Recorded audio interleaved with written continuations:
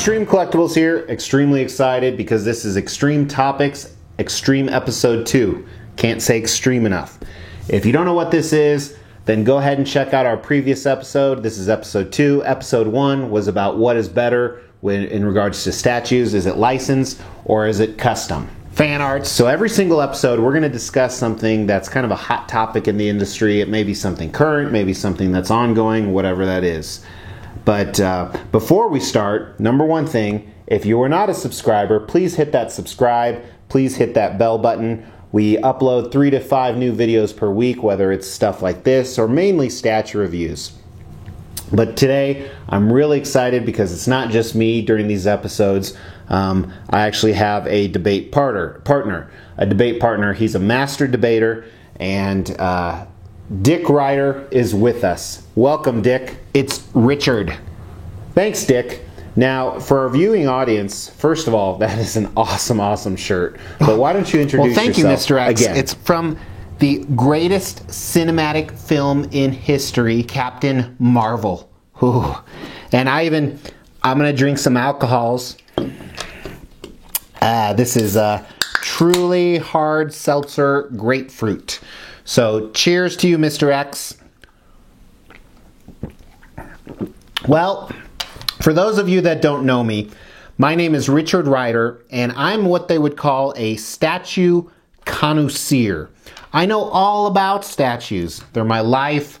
I'm probably the most active and knowledgeable person on all the forums and the Facebook groups, and people come to me all the time for my opinions.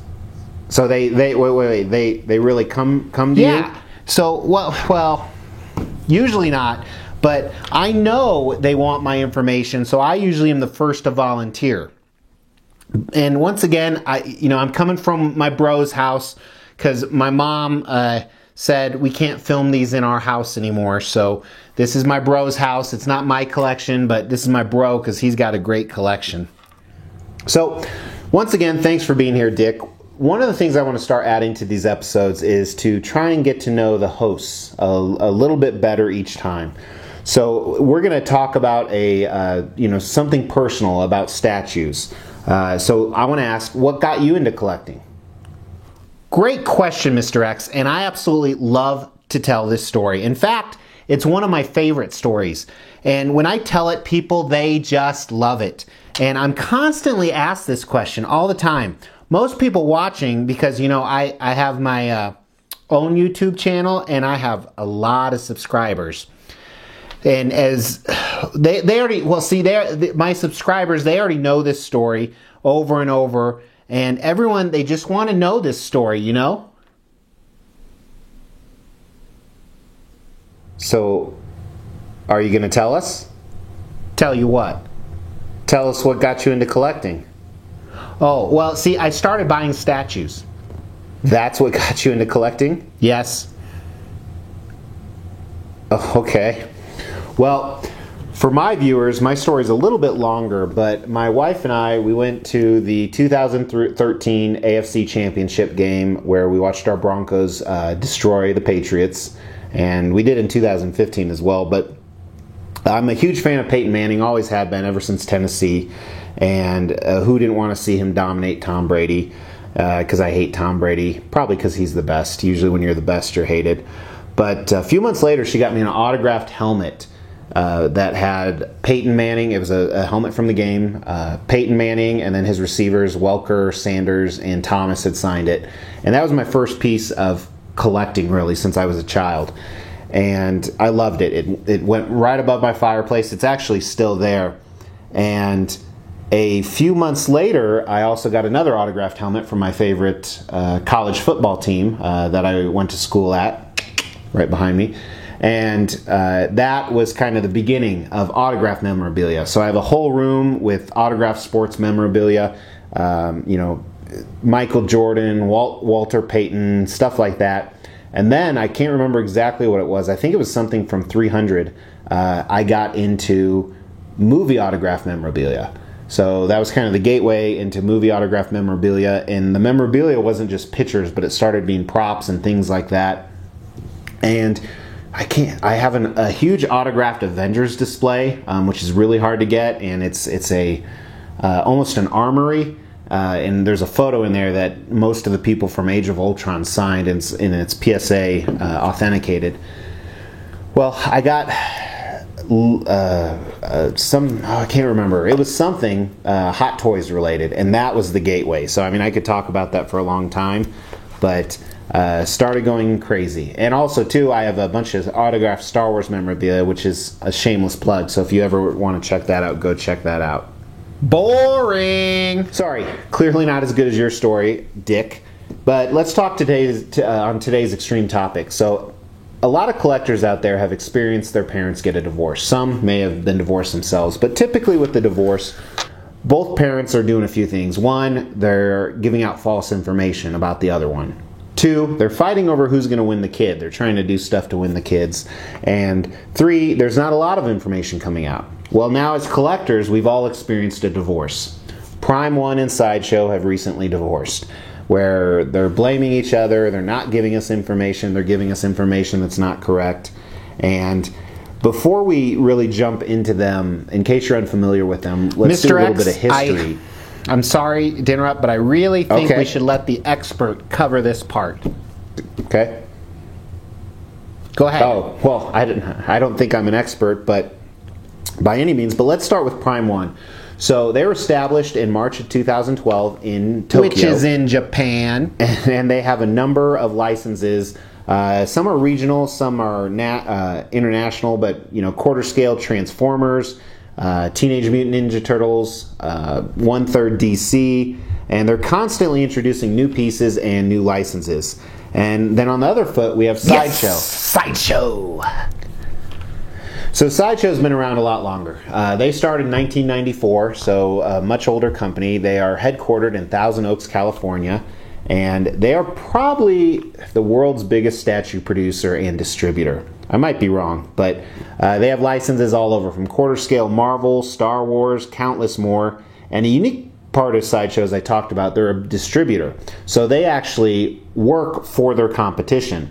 What that means is companies such as Chronicle Collectibles, Tweeterhead, Blitzway, Iron Studios, and of course Prime One sell their pieces to Sideshow at a discount, and then Sideshow in turn sells them to consumers. So, and Sideshow will sell for the same retail price as if you bought it from the original manufacturer of the piece. So with such a large presence, Sideshow is a really good outlet for companies, or for these companies or smaller companies who don't have the advertising capability that Sideshow does to get their products out there. So, do you have anything to add to that, Dick? Yes. Okay. Well, what do you want to add? I will when the time is right. Okay. Well, with the people watching this program, you might be aware that Prime One and Sideshow had a long-standing partnership. Sideshow would distribute the Prime One pieces throughout the world. Asia, North America, Europe, and many more places. So essentially, collectors would buy Prime One pieces from Sideshow. Sideshow would get their pieces from Prime One. They'd rebox them sometimes, repackage them, and sell for the same price. Then Prime One did. Then they'd also handle any customer complaints or issues on behalf of Prime One. So those might be broken parts or just dissatisfaction with the statue. And from what I assume is they would receive kind of a commission on per item. And I'm sure it varied per item and if different things were going on. If I may interject, Mr. X, there are many, many advantages for collectors for purchasing through Sideshow. First, Sideshow sometimes can get a lot cheaper rates shipping to different parts of the country, particularly the U.S. and sometimes Europe, of course. And U.S. buyers, for sure, they could avoid, buying Prime One pieces through Sideshow, but they could avoid taxes, customs and taxes, which I know all about too. It's a hobby of mine. And Sideshow has a superior customer service team. Not only are they superior in their service of customers, which was what makes customer service great, but they are in a more similar time zone, which is very, very important. And they talk normal, because sometimes people from other countries, they don't talk normal. And a really cool part about Sideshow, I have almost 50 cents saved up. They have Sideshow rewards, 5% of your purchase. So for math majors, if you purchase something for $100, that's $5 you get back in Sideshow rewards, and you can use those rewards for anything. You can use them to buy a complete statue, where Prime One's reward program, their points are much, much lower, and you can't use all of them on one statue. Absolutely correct, Dick. So some disadvantages from buying from Sideshow. One is because Sideshow depended on Prime One for their pieces, sometimes collectors, if you purchased a Prime One piece from Sideshow, it would take longer to get to your doorstep because they would ship it to Sideshow first for the inspection, reboxing. And on top of that, Sideshow was kind of subject to Prime One's timetables. They could only promise what they were told by Prime One to collectors. Further, Sideshow's payment plans were not as good. And with that being said, there was also disadvantages to the companies. So Sideshow was kind of subject to Prime One's information, so it would make them look bad if Prime One fed them the wrong information, malicious or not, and then they fed it to their customer. And then secondly, another disadvantage is Prime One was losing money. They could sell direct to consumer, but instead they would lose money on each piece by selling it to Sideshow, who would in turn sell it to the consumer. So let's not forget to talk about the advantages for each company working together, Mr. X. Don't forget, with Prime One, or P1 as I coined them, relatively newer company, getting exposure from Sideshow is huge. And they're essentially giving better shipping options to many collectors, which also help P1 sales. And the advantage for Sideshow further, obviously they make extra money for selling products that aren't even there, and then they also are able to keep that customer loyal to them because they offer Sideshow rewards, so essentially loyalty points to make sure the customer keeps coming back, almost like a drug dealer. And we could talk about this all day, but I think this gives some good generalities to our audience about the different companies of what's going on, right, Dick? First, it's Richard, okay? But yes, well put, Mr. X. So today we're going to discuss what happened, why it happened, what's probably going to happen, and what it means to us as collectors. Well, and I'm an expert collector, so even not only experts, but savant collectors. So the trouble all started early in 2019, which is this year, and typically the first signs were Prime One would put up a piece on PO on their website, and the very next day the piece would go up for I think PO that's on a little bit of an Sideshow's site. exaggeration. It was more in 3 to 14 days it would hit Sideshow's That's site. what I said. So in early 2019, some Prime One pieces went up for PO on their site, and a few days and then a few weeks went by and they didn't appear on Sideshow's site. Then those weeks turned into months. And during this time, there's a lot of discussions in the groups. I know because people, I was telling people what's going on because they look up to me. And kind of the general consensus, because people were reaching out to both Prime One and to Sideshow, and Prime One told everybody that they've given all the information to Sideshow, and Sideshow can put it up for PO at any time. And the general response from Sideshow was that they're going to put up the pieces. We just need to be patient, which, I'm sure that there was a reason behind it, but was obviously untrue. So I'm not saying it was a lie, but it was untrue. So many collectors, including myself, suspected something. One is this was because of the terrible website upgrade. Sideshow just launched a new version of their website, and it was a mess. It wouldn't allow people to purchase new items, existing orders were missing, links weren't working, it was nuts. So many collectors thought, and myself included, this is why they were holding off on not putting Prime One pieces up for sale. My theory is a little bit different, and I still think I'm right, but I think something's going on at Sideshow, and I don't mean that in, a broad spectrum, but let me talk about. First, I was thinking about their website issue. When they launched their new website, it had issues. It stopped customers from buying. And one of my companies, all of our transactions are done online. when the website goes down and has issues, we wake up everybody on the planet and we pay any amount of money to get it fixed in minutes. And, you know, I'm imagining Sideshow's much bigger than that company I have. It just blows my mind they let that go on for 4 to 8 weeks instead of getting it fixed. So, I mean, that's one big issue. Second, recently this year, tons of QC issues, way more than normal. You know, it's kind of always been a joke about Sideshow QC, but some of these pieces like Mystique that just came out were completely off. Or they weren't even close to the proto. Kind of few things going with that. And not all of them, mind you, but it seemed like a lot more than normal. And then third, remember their customer service took a huge dive. They used to be, you know, awesome responsive. They took away the web chat, which is finally back now. They would respond to emails usually within a day or two. Now it's 2 to 3 weeks still. It was longer than that. Some of my emails never got responded. And then call times. It's a 30-minute wait and they only have specified hours. So their customer service was taking a huge dip. And lastly, their shipping is shot through the roof. I don't care what anyone says. They are overcharging for shipping. I've ran some numbers on some pieces and they are not using their corporate discount or they're not passing it on to us. I could be wrong, but I'm very strong in my opinion, especially when you look at some of the rates that I think we're going to talk about this, that Prime One is using. So this really wasn't adding up because not only was the statue industry exploding, but Sideshow was putting out piece after piece after piece. So not only were they putting out more pieces, but a much higher ES.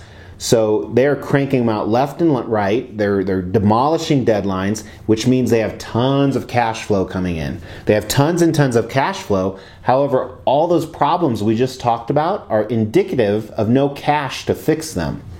So I hope I'm wrong, but I think there's some serious mismanagement of money issues up top. I could be completely wrong, but I think something is going on up there, and it's really none of my business. Anyway, Mr. X, let's get to the subject at hand. So shortly after all of this, Prime One announced on Facebook that they're going to open a warehouse in the US and Europe, which, you know, I read between the lines, and I knew that means that they weren't going to use Sideshow anymore. While they didn't give a timeline, it really started a lot of conjecture and speculation in the community. Correct. And then this was quickly followed up by all of a sudden people making posts that Sideshow was not going to provide replacement parts. And so people started contacting Sideshow and Prime One, and Sideshow was telling customers that Prime One is not providing them with replacement parts. And then Prime One started telling customers, we provided them with replacement parts. We do not know why they're not supplying. And so they started to try and help out collectors. So in other words, somebody, liar, pants on fire. Exactly. And this it's still going on right now. But the next step was Prime One announced a new reward program. Instead of the traditional 2% they'd been matching, they were now going to match 5%, presumably to match exactly what Sideshow's doing. So for the few collectors out there who really thought Sideshow and P1 were still going to continue to do business together, I figured it out. This was kind of that nail in the coffin. And then almost a week later, they come out with economy shipping options. So what economy shipping is it's a much cheaper method, sometimes 3 to 4 times cheaper, to get right from Prime One in Japan to the US. Economy shipping is only available in the US. Not only is it cheaper, but the custom and taxes are absorbed. So traditionally before this, if you purchased a piece that was valued over $800, which customs, they declare much less value to avoid this custom tax. But if you declare a piece over $800, which Prime One had to do if it was over, they would typically, the carrier, UPS or FedEx, would collect a fee of usually about 5% of the purchase price of the statue. So that is now gone as well. Which is where Prime One fails, because Sideshow ships way faster than that, even when they get Prime One pieces. Economy shipping from Prime One is the exact same thing we had with Sideshow. So Prime One has direct shipping still, which you pay more and you're subject to custom taxes, where they ship it out directly from the factory or from Japan. I'm not exactly sure. And you get it in a week. Or you can do economy shipping, which takes much longer, which takes 1 to 3 months because they ship it by sea to the US. That's exactly what they were doing with Sideshow. They would ship it by sea from Asia to the US and then it'd get in. So the timing is really the same, smart guy. And realistically, the price is about the same. I did the exercise. I took about 15 pieces that I had direct quotes from Sideshow for shipping for pieces that I've already shipped. And so it ships about 500, 700 miles to my home. And then I took those same pieces. What would they cost to ship from Asia to my home from Prime One under economy shipping? And it was about a third of the price on many of them. Some were only about 30, 40% cheaper, but many of them were $39, $59, where Sideshow was charging $200. So that's also, to me, another indicator that Sideshow has been padding the shipping price. So clearly, Mr. X, we've established that the relationship between Prime One and Sideshow is over, finite, gone. And we need to, as collectors, have 2 questions answered. Number 1 is, what about my current Prime One orders with Sideshow? And number 2, where do I get my future pieces from? So I want to start off with current orders at Sideshow. I say you write it out. Surely Prime One and Sideshow have a contract in place that has got to be fulfilled. They're not going to leave their buyers out to dry, neither company. Sideshow is still the largest statue producer and distributor out there. They're not going anywhere anytime soon, and they want to take care of our customers, or their customers. I sometimes believe I work for Sideshow, because most people still buy Sideshow pieces and Prime One pieces. They buy both. People aren't exclusive to one or the other. Plus, you can use Sideshow rewards. And while I don't disagree with you, Dick, I've personally taken a different option. Every single Prime One piece that I had on order with Sideshow, I went ahead and I ordered through Prime One economy shipping. Are you crazy? You're going to get stuck with 2 of the same statue. One from Sideshow and one from Prime One. Or you have to cancel it from Sideshow and you'll lose all that money in the no-risk deposit. So there certainly is that risk. However, I was already able to cancel about 30% of my Prime One pieces from Sideshow because they were delayed. If it's delayed more than 90 days with Sideshow, you can cancel it with the NRD back. Second, I think there's a strong possibility all future Prime One pieces from Sideshow will be delayed for a few reasons. 1, it's kind of the norm that it always happens. 2, Prime One might try and be a dick to them and delay the pieces, so then people get their no reserve deposit back. And realistically, I'm really worried about what if they cancel them all together and then they're sold out on Prime One's site. Then you're kind of SOL and you can't get any of them. And I think that's extreme. I think that they still have to fulfill their contract, but it's definitely a risk. So, and realistically, I've ordered quite a few of the in-stock pieces from Prime One via economy shipping, and I got them in 2 weeks. I'm not saying that's always going to be the norm, but it's definitely a possibility. And I'm really worried, to be honest with you, about what if I get a Prime One piece from Sideshow and it's broken. Yes, but Sideshow will offer you $60 reward credit or a full return on the statue. Well, to be frank, I'll be Richard. Those are worthless to me. $60 in Sideshow credit for a broken statue that devalues the statue hundreds of dollars, that just really won't fly. And honestly, I did some math. Some of the shipping rates are so much cheaper through Prime One than what they probably will be through Sideshow that even if I lost the no reserve deposit, I'm still a little bit in the green, and I'm getting it directly from Prime One with no risk of replacement pieces or anything. I guess there you have it. You have 2 options on which route is personally better for you. But the other question is, what does this mean moving forward? For me, I think it's great things for the community. We all know Prime One has been killing it lately with their pieces. I mean, to me, they're the number one. It used to be XM, but Prime One has kind of taken them over. And competition is always good for the consumers. More competitive ideas, better quality, because the people with lower quality will just wash out more products. And I'm excited what this could mean for licensing too. Prime One's going to seek some other licensing that maybe they haven't been able to do, like Marvel, and that's an extreme topic for a whole nother day. I agree, Mr. X. I think this will really push the bar for competition for higher quality, and you know what? It might even slow down some of these outrageous price hikes, which is really, really important to me. You know, because all these price hikes we've seen lately, I need them to slow down because I don't get paid a lot at my job. What do you do, by the way, Dick? I'm assistant to the regional manager at our local dollar store. Do they sell statues there? Well, we have one. You know, everything we there sell is for $1, so we only have one statue. It's called Wolf Slayer. That's hate.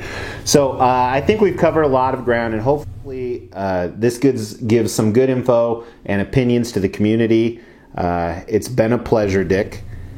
Thank you for being here. Thank you so much, Mr. X. I really like these. I know it's only a matter of time until people start asking me for my autograph or that Sideshow hires me.